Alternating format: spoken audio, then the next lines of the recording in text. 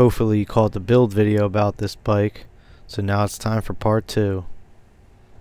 Well, first test ride. Here we go.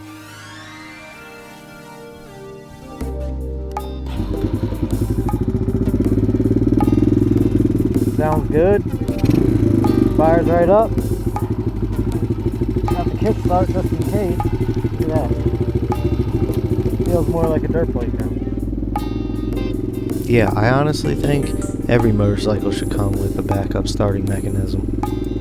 I have always been a fan since I was a child. Electric start's nice and all, but it's always great to have a backup pull starter or kickstart. I know this carburetor is going to need a little bit more tuning, but it's really cold right now. It's really cold. You obviously always want to tune your carburetor in the temperature that you'll be riding your bike most often.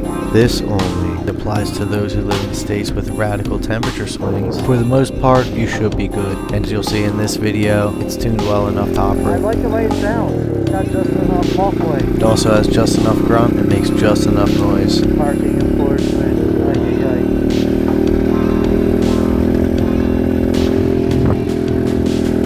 It feels really light and maneuverable.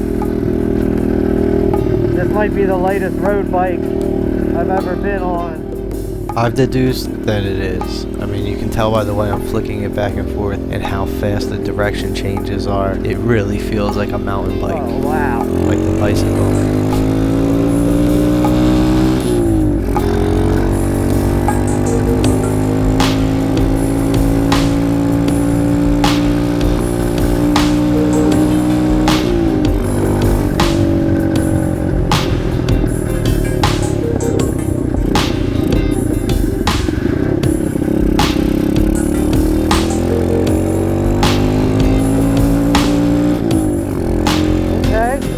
Bit of pep. The gearing isn't terrible.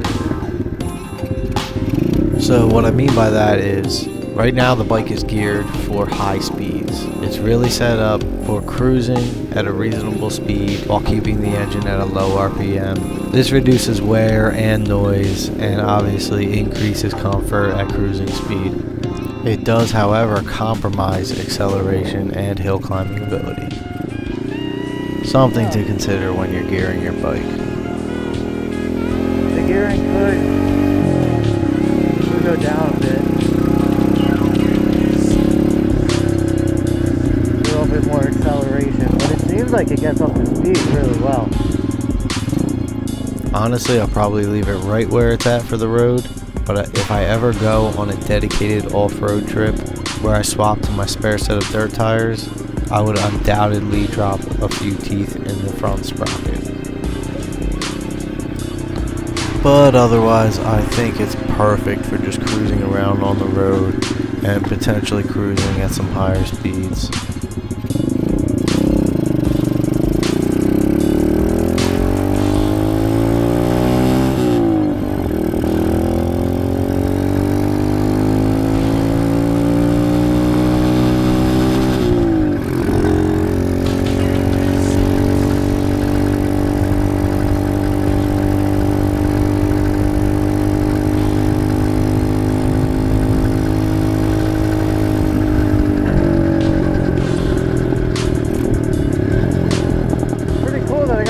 Working too. Look at that. I don't know how accurate it is, but seems like it's a little low. Alright, so there's two reasons I'm assuming it's reading low, right? And neither reason is because my hopes and dreams wish that to be the case. But the first reason is because it generally feels like I'm moving a lot faster than the speedometer is reading. And the second reason will be because the front wheel and tire is much larger than the original wheel and tire that the speedometer was calibrated for, going from a 12-inch to a 17-inch front wheel, which means now with every single rotation of the tire, we're covering more distance. A lot of guys who drive off-road trucks are familiar with this when they lift their trucks and increase the tire size. The funny part is, the more speed that you gain, the further off the speedometer reads. But for the most part, I think it'll be close enough and probably within the 10 mile an hour range, just to give me a general idea. Not that I'm ever really looking at my speedometer anyway. This bike really is not that fast.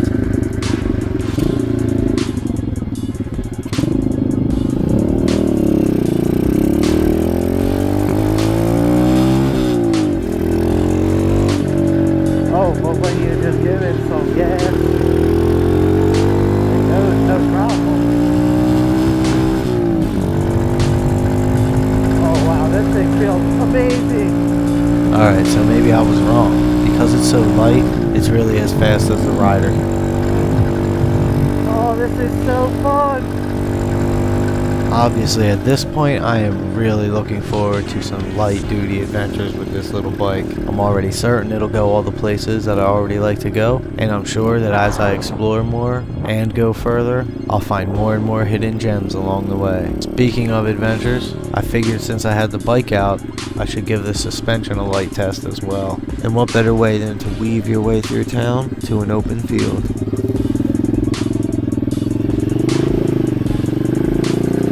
Here we go, baby.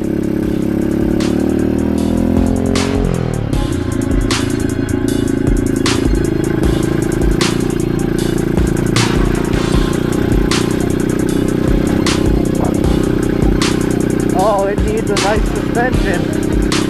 It does.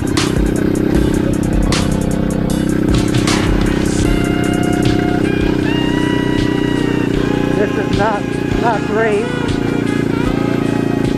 Yeah, that rear spring really needs to go. Wow, that's not beautiful. Now, I was really trying to be nice, but the truth is, it's absolutely terrible.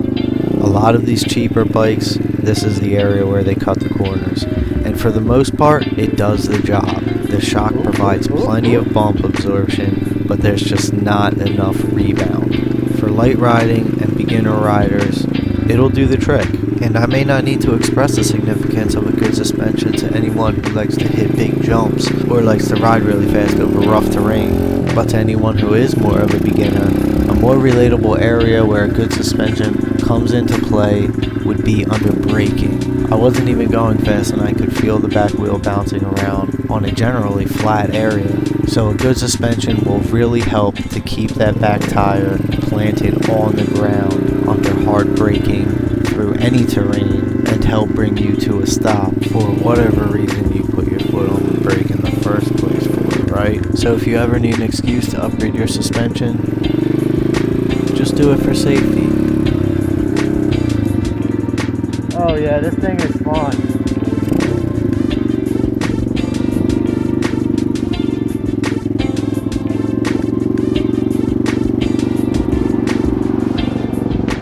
Let's see how these tires climb that hill.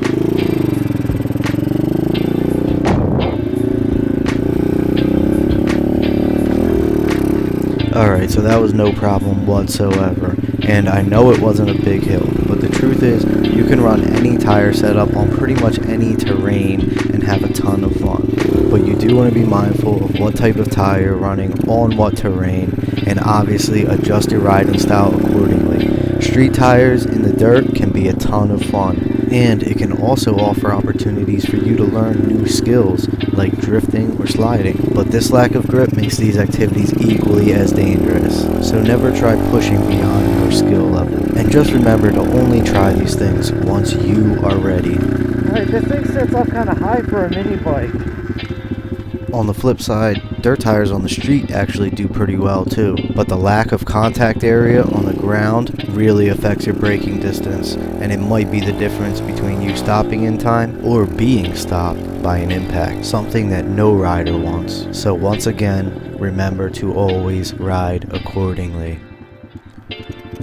Alright, with that said, I hope you really enjoyed the video, but most of all, what I hope is that you take some of the infinite possibilities that arise when you take things into your own hands. All you need to do is believe in yourself and remember that you are bigger than any challenge that presents itself on your path.